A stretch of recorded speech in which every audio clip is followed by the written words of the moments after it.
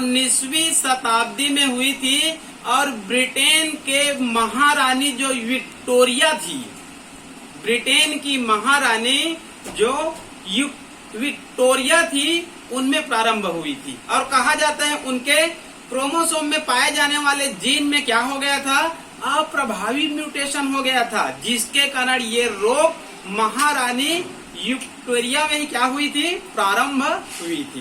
Clear.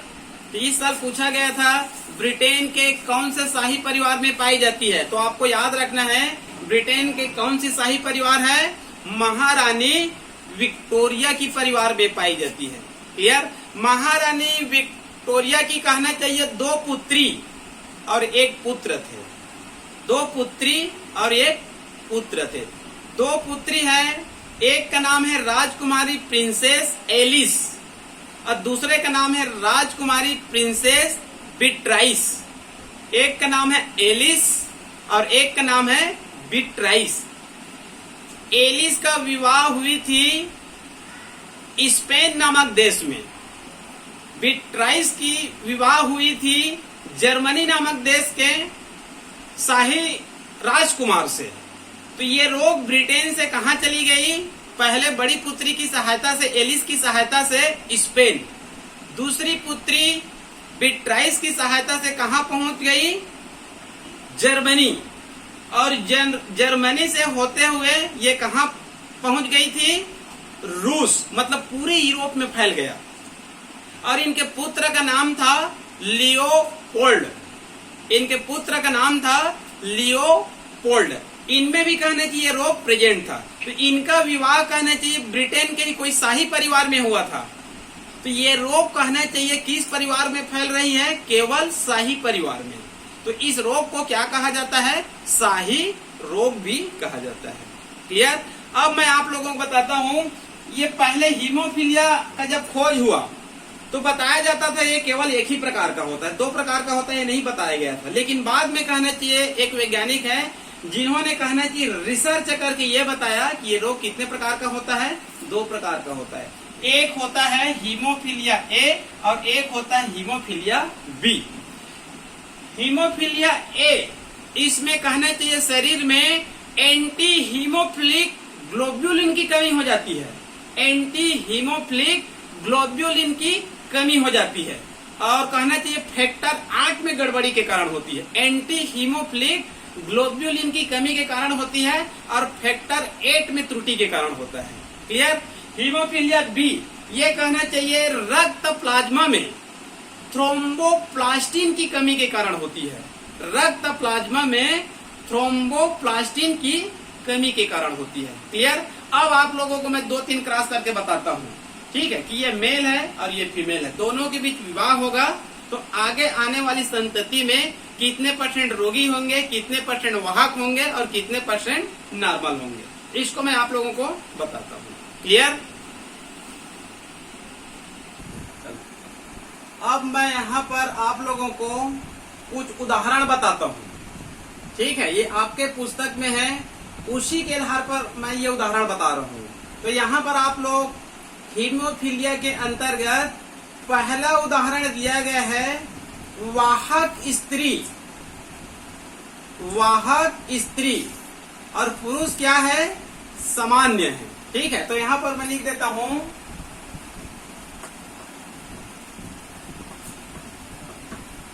वाहक स्त्री। स्त्री क्या रहेंगे यहाँ पर, वाहक रहेंगे, और पुरुष क्या रहेंगे यहाँ पर, सामान्य रहेंगे।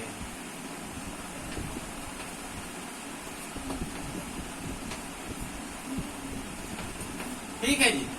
देखिए यहाँ पर स्त्री क्या है, वाहक है, कैरियर, और पुरुष यहाँ पर क्या है, सामान्य है, मतलब कोई भी रोग इससे नहीं है। ठीक है, तो इसको याद रखेंगे आप लोग, इसी कारण इसको यहाँ पर मैं लिख दिया हूँ। इसके आधार पर कहना चाहिए आपको कोई भी त्रुटि नहीं होगा। ठीक है, यहाँ पर देखिए पुरुष क्या है, नॉर्मल है, तो यहाँ पर देखिए पुरुष क्या है, यहाँ पर नॉर्मल है कि नहीं है, नॉर्मल मेल। अब इसको आप लोग आंख बंद करके ऐसे बना दीजिए, ये हो गया और स्त्री क्या है? वाहक। इसको भी आप लोग आंख बंद करके बना सकते हैं, इसमें त्रुटि नहीं होगा।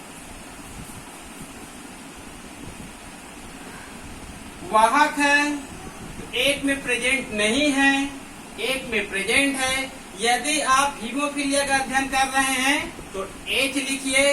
कलर ब्लाइंडनेस का अध्ययन कर रहे हैं तो इसके जगह में क्या लिख दीजिए? C लिख दीजिए। क्लियर? ये हो गया फीमेल, ये वाहक है फैलाने वाली, और ये क्या है? सामान्य है। ठीक है, ये सामान्य है तो इसमें क्या लिख देंगे? X। ठीक है, अब इसको हम लोग आप लोग को मैं पहले क्रॉस करने का तरीका ही बताया हूं। 1 2 3 4। तो यहां पर देखिए ये क्या है? Y। ये क्या है? Y। ये क्या है? X। और ये क्या है? X। ये पुरुष का हो गया। क्लियर? अब ये कहना चाहिए स्त्री क्या है? वाहक। 1 3 2 4। तो यहां पर देखिए ये क्या हुआ? X। और ये क्या हुआ? X। और ये क्या है? H या C। और ये क्या है? H या C। तो देखिए ये रोग कैसे फैल रहा है। यहाँ पर पुरुष क्या है? सामान्य है, कोई रोग नहीं है, लेकिन उनकी जो कहने चाहिए स्त्री है, उनका कहना चाहिए जो श्रीमती है, वो क्या है? इस रोग के वाहक है। तो देखिए अगली पीढ़ी में क्या होगा? ये दोनों, ये मेल है, जिसमें Y प्रेजेंट है वो मेल है, और ये क्या है? फीमेल, और ये क्या है? फीमेल। तो यहाँ पर पुरुष क्या था? सामान्य। तो यहाँ पर देखिए पुरुष क्या हो गया? रोगी। H आया ना, तो मेल क्या हो गया? रोगी। और ये मेल क्या है? सामान्य। ये मेल क्या है? नॉर्मल। और ये क्या है? रोगी। तो 50% मेल क्या है? रोगी। 50% मेल क्या है? नॉर्मल। फीमेल में देखते हैं ये दोनों में X है, तो ये क्या है? नॉर्मल। और एक में प्रेजेंट है और एक में अब्सेंट है, तो ये क्या हुआ? कैरियर। तो देखिए यहाँ पर 25% क्या है? फीमेल, नॉर्मल, और 25% क्या है? वाहक। समझ में आ रहा है? ये पुरुष क्या है? सामान्य, तो X लिख दीजिए, और स्त्री क्या है? वाहक, तो एक में प्रेजेंट रखिए। यदि आप हीमोफीलिया का अध्ययन कर रहे हैं तो H लिखेंगे, कलर ब्लाइंडनेस का अध्ययन कर रहे हैं तो C लिखेंगे। तो यहाँ पर अगली पीढ़ी में क्या होगा? ये दोनों मेल है और ये दोनों फीमेल है। 25% क्या है? नॉर्मल, 25% क्या है? डिसीज, 25% फीमेल क्या है? नॉर्मल, और 25% क्या है? कैरियर। क्लियर? दूसरा हम लोग क्रॉस देखेंगे, ये 12वीं में हर साल आता है, केवल इसको चेंज किया जाएगा। केवल इसको क्या किया जाएगा? चेंज किया जाएगा। तो आपके पुस्तक में जो दिया गया उसी के आधार पर ये पहला क्रॉस था। अब कहना चाहिए दूसरा देखते हैं।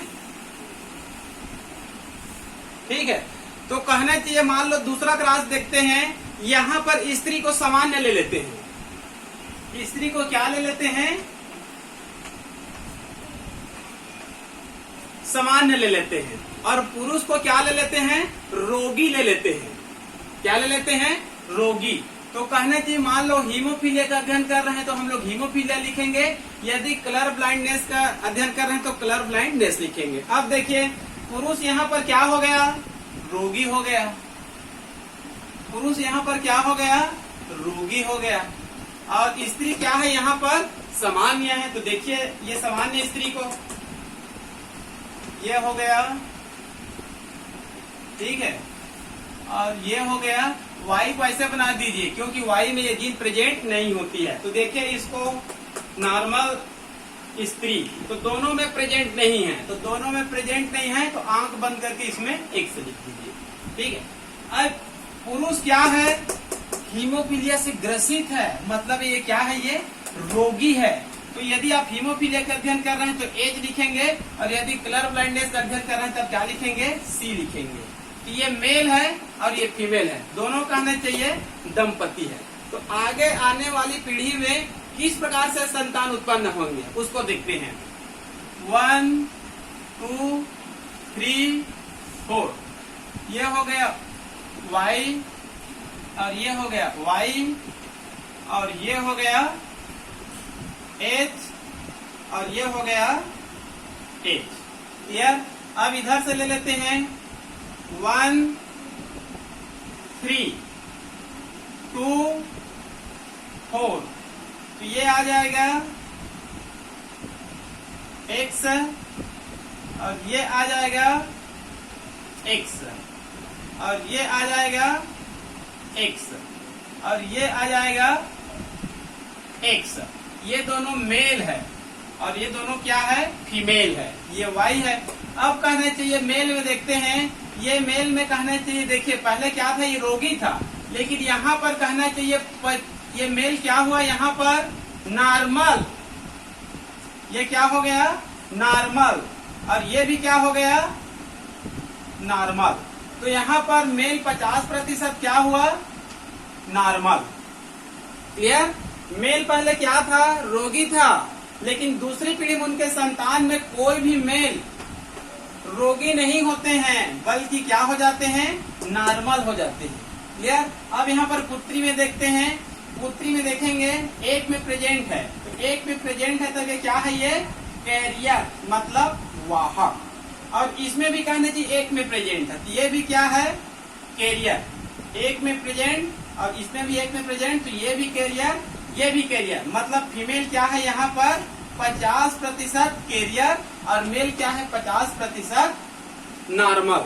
तो इन दोनों के बीच यदि विवाह होता है तो अगली संतान में इस प्रकार से मिलने की क्या है? 100% संभावना है, इसमें से कोई दूसरा नहीं आएगा। ये दूसरा क्रॉस हो गया।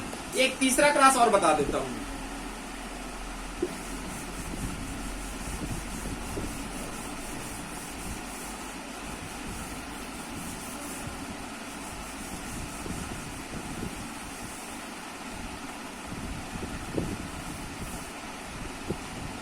तीसरा क्रॉस लेंगे आप लोगों की पुस्तक के अनुसार, स्त्री को क्या ले लेते हैं? वाहक। आप लोगों की पुस्तक में कहना चाहिए 3 क्रॉस है, तो यहाँ पर स्त्री को क्या ले लेते हैं? वाहक। और यहाँ पर कहना चाहिए हम लोग पुरुष को क्या ले सकते हैं? ग्रसित ले सकते हैं, हीमोफीलिया से ग्रसित। तो यहाँ पर लिख देता हूँ हीमोफीलिया। यदि कलर ब्लाइंडनेस का अध्ययन कर रहे हैं तब आप लोग इसको कलर ब्लाइंडनेस लिखेंगे। क्लियर? तो यहाँ पर देखिए पुरुष क्या है? रोगी है। पुरुष क्या है? रोगी है। ठीक है, ये Y है तो इसमें प्रेजेंट नहीं रहेंगे। पुरुष क्या है? यहाँ पर रोगी है, तो यहाँ पर क्या लिख देंगे? H। यदि कलर ब्लाइंडनेस का अध्ययन कर रहे हैं तो आपको केवल लिखना है C और इसमें कुछ अंतर नहीं करना है आपको। यहाँ पर स्त्री क्या है? वाहक। स्त्री क्या है यहाँ पर?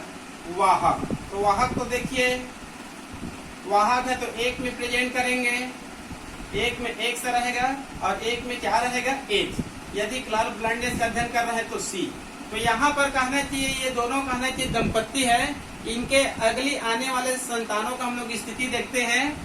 1 2 3 4, ये हो गया Y, ये हो गया Y और ये है H और ये है H। अब इधर से ले लेते हैं 1 3 2 4, ये हो जाएगा आपका X, ये हो जाएगा आपका X और ये हो जाएगा आपका H और ये हो जाएगा आपका